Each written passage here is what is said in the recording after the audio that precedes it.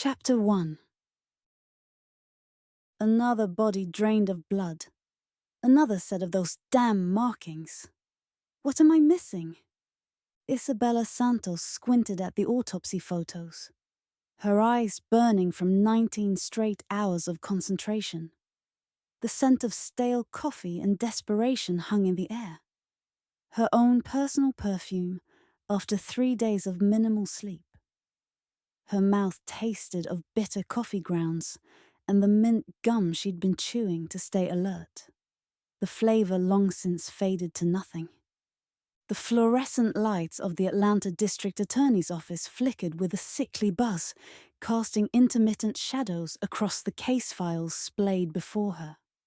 Outside, rain pelted against the windows in rhythmic waves, creating distorted rivers that transformed the city lights into hazy apparitions. The storm had settled in hours ago, the weather matching her dark mood as thunder continued to rumble in the distance. Isabella rolled her neck, grimacing at the audible crack that echoed in the empty office. Her reflection in the computer screen showed a coffee stain on her once crisp white blouse. Evidence of her second cup spilled when she dozed off briefly around 2 a.m. The silk clung uncomfortably to her skin where the liquid had dried. The building had emptied hours ago, leaving only the hollow echo of the janitor's cart in distant hallways, and the persistent drip from the leaky ceiling tile in the corner. A steady metronome marked time in an office where hours had lost meaning. Isabella traced her finger along the unusual triple gouges visible across the victim's throat in the photograph, applying pressure until her fingernail left an indentation in the glossy surface. The paper was cool against her fingertip, a stark contrast to the warmth of the blood captured in the image. The marks were too precise to be accidental, too ritualistic to be impulsive, and the parallel lines were evenly spaced with clinical precision. And the marks reminded her of her own mother's murder. The unwelcome thought slithered through her consciousness, bringing with it the phantom copper scent of blood that had haunted her since childhood. These latest 2 murders could not go unsolved. Isabella refused to let that happen. She pushed back from her desk, the wheels of her chair squeaking in protest against the linoleum floor.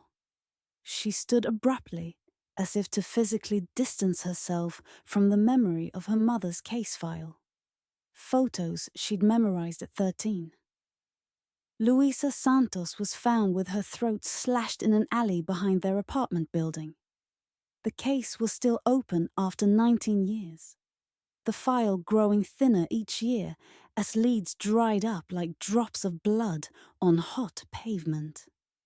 "You can't save her by saving everyone else, Izzy," she muttered, using the childhood nickname no one had called her in years.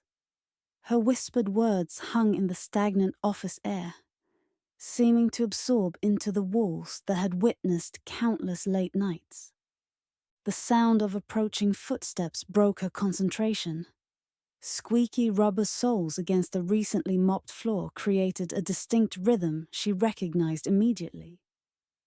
Only one person would still be here at this hour looking for her. Damon appeared in her doorway, his lanky frame almost too tall for the standard issue doorframe.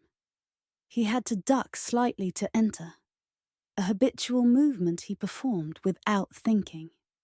Despite the late hour, his dress shirt remained crisp, though he'd long ago abandoned his tie, the top 2 buttons undone, revealing smooth brown skin. A halo of tight spiral curls crowned his head. At 28, her assistant looked even younger tonight, concern exaggerating his boyish features as he leaned against the door jamb, the wood creaking slightly under his weight. "Tell me you're not still obsessing over the claw case."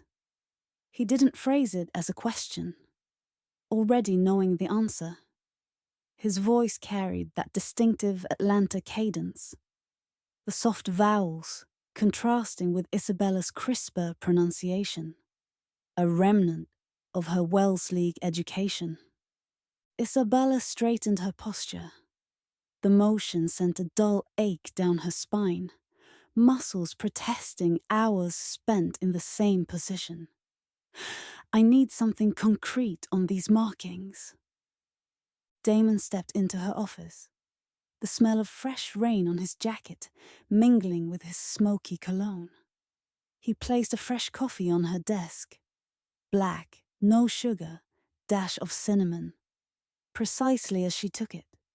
Steam curled from the paper cup, carrying the rich aroma of the expensive beans from the cafe across the street that stayed open all night.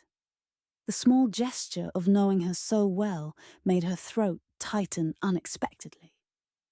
"You also need sleep," he said, his voice gentler than his words. "The evidence clerks are talking. They're calling you the vampire. Down in records. Because I suck the life out of fun." Isabella attempted humor, though her voice sounded hollow even to her ears, cracking slightly from disuse. "Because no one's seen you in daylight for weeks," Damon replied, perching on the edge of her desk. The wood groaned softly under his weight, papers crinkling beneath his thigh. It was a familiarity he'd earned over 3 years as her assistant, a boundary crossing she allowed few others. "And because you're hunting someone who drains their victims?" Isabella's hand instinctively went to the silver locket at her throat. Her mother's, recovered from the crime scene. The metal was warm against her skin, worn smooth from years of the same anxious gesture. She only touched it when anxiety threatened to overwhelm her focus. A tell Damon had undoubtedly catalogued alongside her coffee preferences, and the way she tucked her hair behind her ear when she was constructing a counter-argument. "The lab results don't make sense," she said, redirecting, her fingers still toying with the locket. "Almost complete exsanguination, but minimal blood at the scenes. The ME says the markings don't match any known patterns. And these puncture wounds here." She pointed to the victim's neck, the glossy photo adhering slightly to her fingertip. "The coroner says animal activity, but you don't believe it," Damon finished for her, shifting slightly to see the photograph. His dark eyes, usually dancing with barely contained energy, were somber as they met hers. A distant roll of thunder punctuated the silence between them. "This isn't just about finding the killer anymore, is it?" Isabella felt her jaw tighten. Damon was too perceptive for his own good, or hers. Justice is always worth losing sleep over. Damon leaned forward slightly and tilted his head a fraction to the side.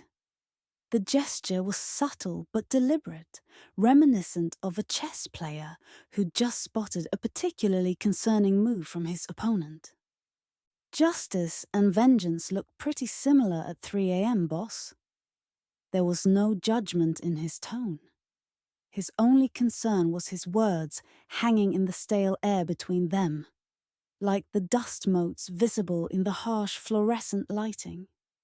Before she could respond, the police scanner on her shelf crackled to life with a burst of static electricity that made them both jump.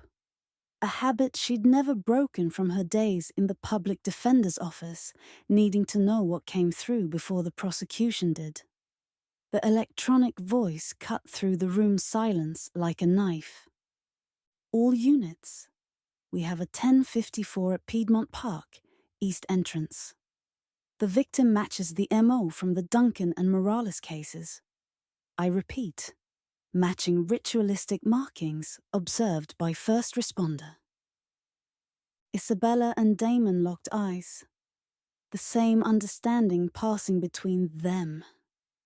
The cool air of the office suddenly seemed to drop several degrees, raising goosebumps on Isabella's arms.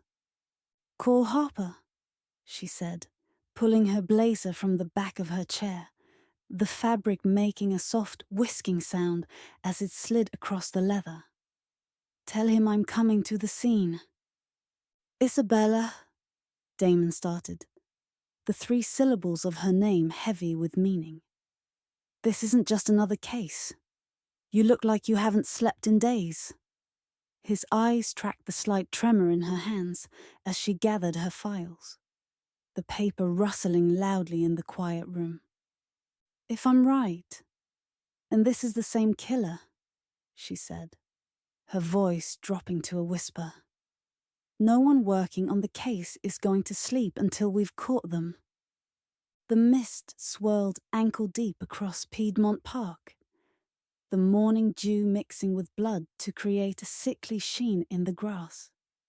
Yellow crime scene tape cordoned off the east entrance, fluttering in the early morning breeze with a soft plastic snap.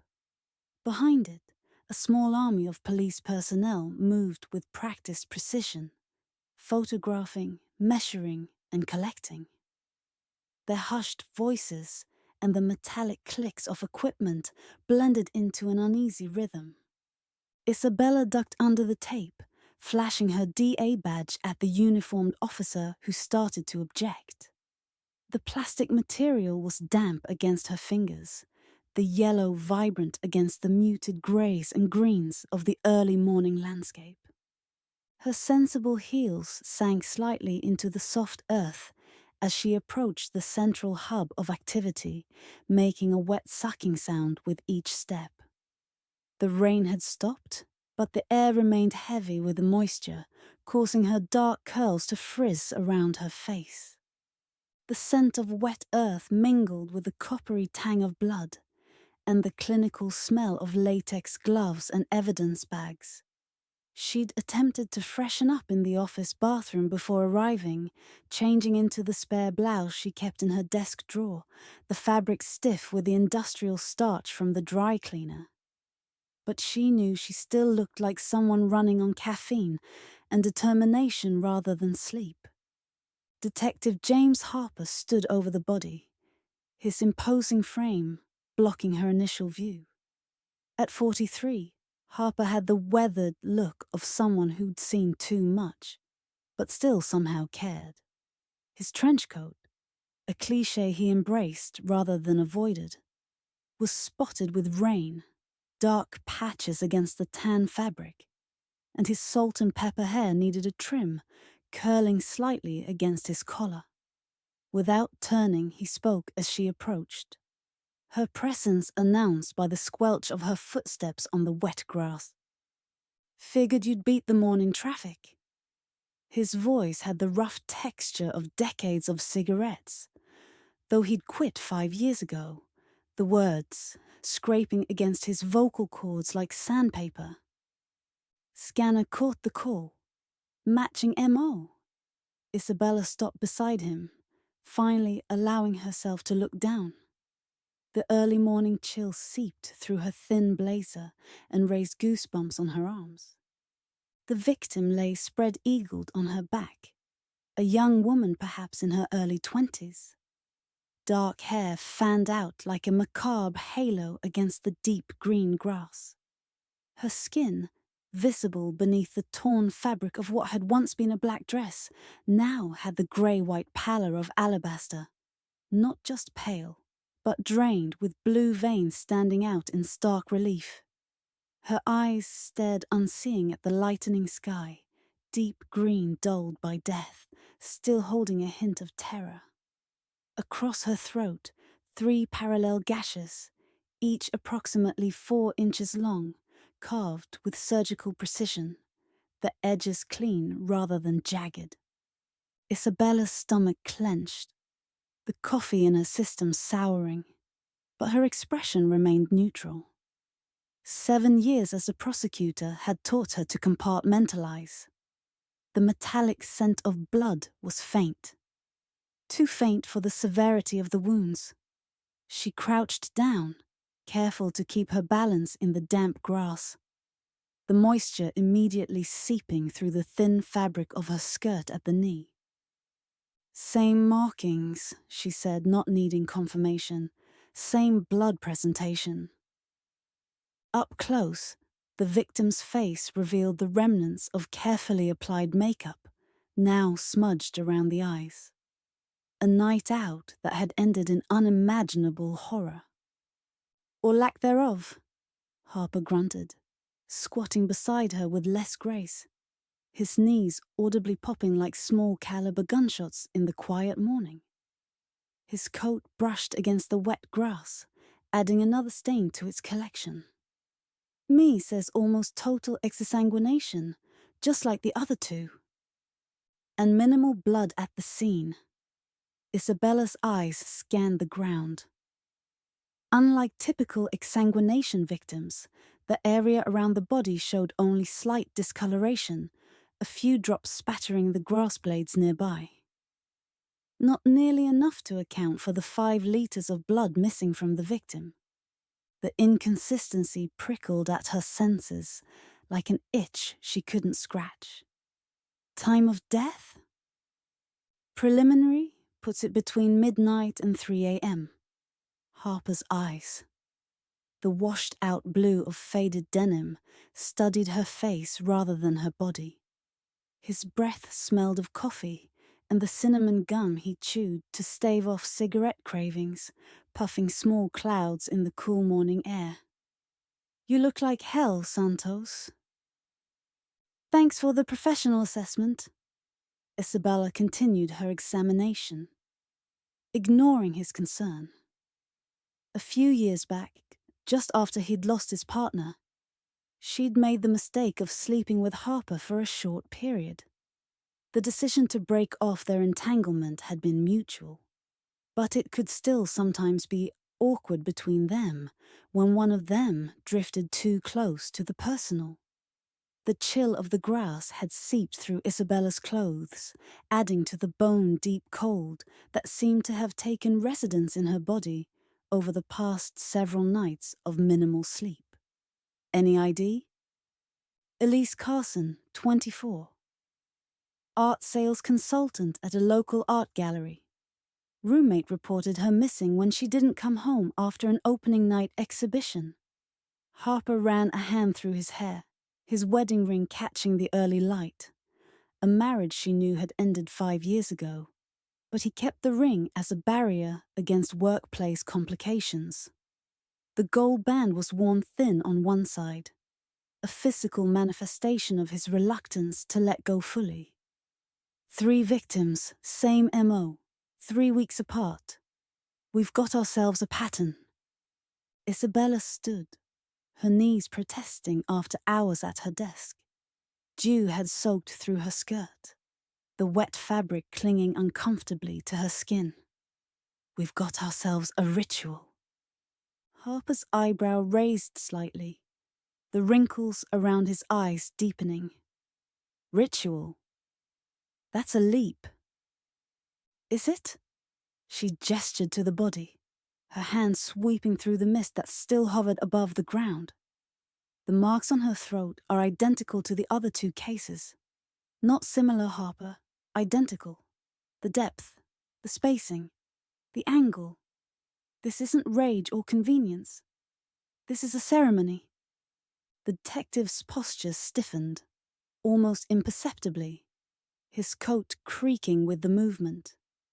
Their professional relationship had always carried an undercurrent of tension. Her tendency to theorize, clashing with his by-the-book approach. The morning air between them seemed to crystallize with that tension. You've been reading too many of those behavioral analysis papers, he said, but his voice had less conviction than usual, the words lacking their typical bite. Not everything needs a psychological profile. Sometimes killers just kill. Isabella felt her jaw tighten. And sometimes they drain their victims of blood and carve their throats with markings that don't match any known weapon in forensic databases. Around them, crime scene technicians moved efficiently, collecting samples, taking photographs. Isabella noticed one young technician looking slightly green around the gills, probably his first major homicide.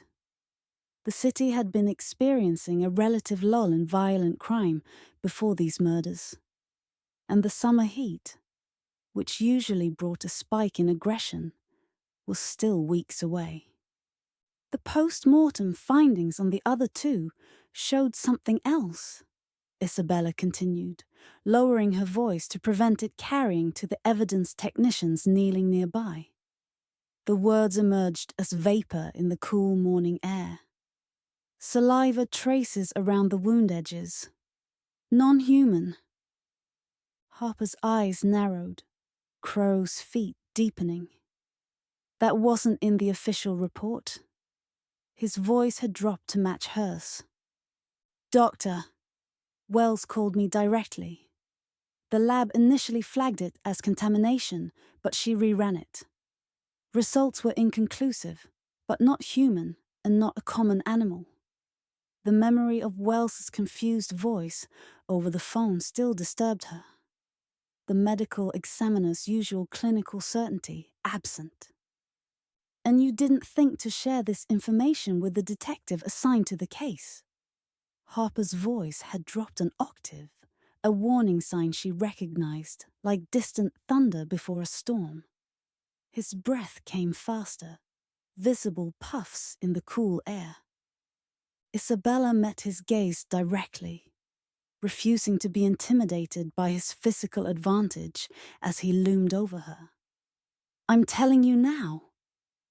Their standoff was interrupted by a young officer jogging over, slightly out of breath, shoes squelching in the wet grass. His uniform was crisp and unwrinkled, the badge catching the strengthening sunlight as he approached. Detective, we've got someone who might have seen something. Won't talk to us, though. Harper broke eye contact with Isabella, and the tension between them was temporarily suspended. Why not? She's just a kid, maybe 16 or 17. Homeless by the looks of it. The officer shifted his weight, creating twin depressions in the soft ground.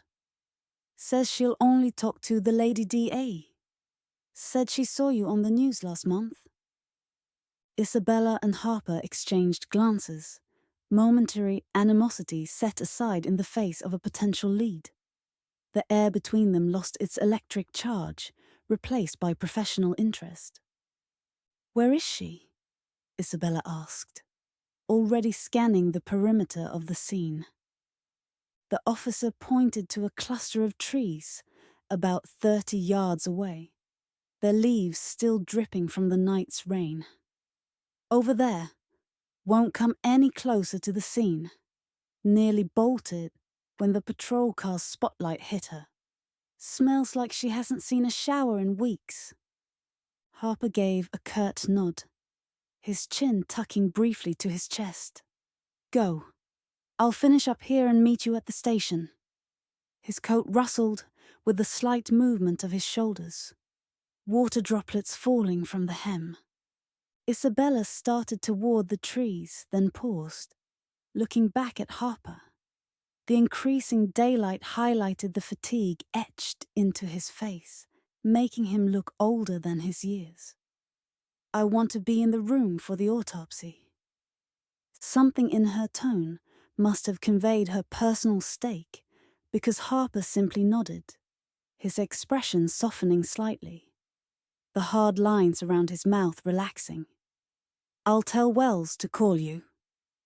As Isabella walked away, she could feel his eyes on her back, the weight of his gaze as tangible as the damp air against her skin.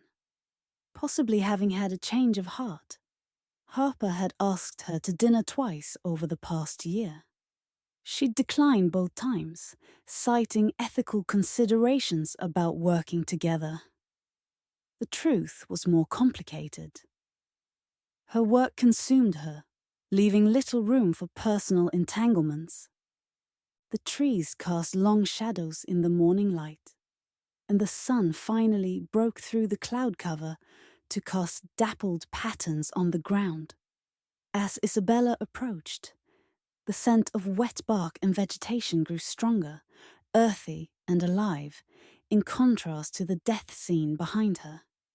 She could make out a small figure pressed against a large oak, as if trying to become part of the bark. A girl, thin to the point of gauntness, with dirty blonde hair partially hidden under a worn beanie, watched her approach with the wariness of a cornered animal. The girl's oversized hoodie was stained and frayed at the cuffs. Her jeans torn at the knees, from wear rather than fashion. The faint smell of unwashed body and cheap, sweet body spray intensified as Isabella drew closer. Isabella stopped several feet away, making herself smaller, by slightly hunching her shoulders, removing the authoritative posture she'd cultivated in courtrooms. She'd learned long ago that her authority was sometimes better communicated through empathy than power, especially with traumatized witnesses. The wet grass soaked through her thin-soled shoes, cold seeping into her feet. "My name's Isabella," she said, keeping her voice gentle, letting it blend with the morning birdsong starting to fill the trees around them. "I'm from the district attorney's office. I heard you might have seen something last night." The girl's eyes, a startling shade of pale green that caught the filtered sunlight, darted past Isabella to the crime scene and then quickly away. Her fingers played nervously with the frayed ends of her oversized sweater sleeves, the threads unraveling further with each twist. "You the one who put away the Banner Hills rapist?" the girl said. It wasn't a question. Her voice was huskier than her appearance suggested, with the slight rasp of someone who either smoked or spent a lot of time outdoors in all weather.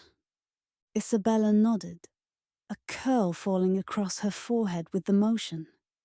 "I was the prosecutor on that case, yes."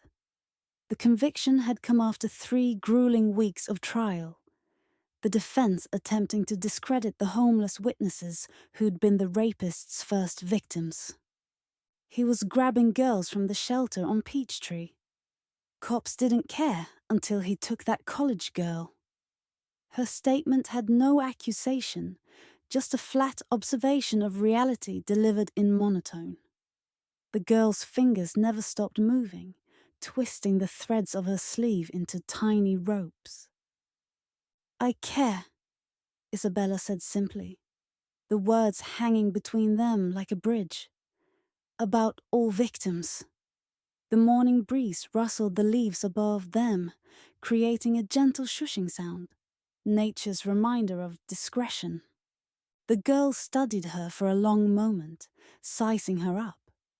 The amber eyes missed nothing, cataloguing Isabella's disheveled appearance, the shadows under her eyes, and the professional clothing at odds with the early hour and location. Finally, she pushed herself away from the tree, bark fragments clinging to the back of her hoodie.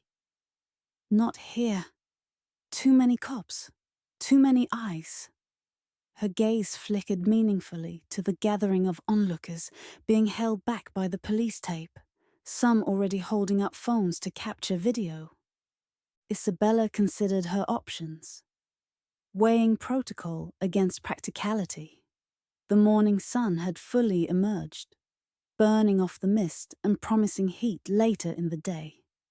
Protocol dictated taking the witness to the station immediately, but protocol rarely accounted for the complex psychology of traumatized witnesses, especially minors living on the street. The girl's body language screamed flight risk, weight on the balls of her feet, eyes constantly scanning for exits. "There's a coffee shop 3 blocks south," Isabella offered, gesturing vaguely in that direction. The scent of brewing coffee already drifted from somewhere nearby, promising warmth and normalcy amid the horror of the crime scene. We can talk there and then head to the station when you're ready. The girl hesitated, her gaze tracking a police officer who walked too close to their position. His radio crackling with static and voices. Her nostrils flared slightly, as if scenting danger. Then she gave a jerky nod, causing her beanie to slip slightly, revealing more of her unwashed hair. You buy the coffee and food. I talk, then I walk. No shelters, no social workers. I'll need your name, at least, Isabella said, already reaching for her phone to text Damon about the change in plans. She had smudged the screen from constant handling. Mia. The girl tugged her beanie lower, the fabric stretching over her eyebrows. Just Mia,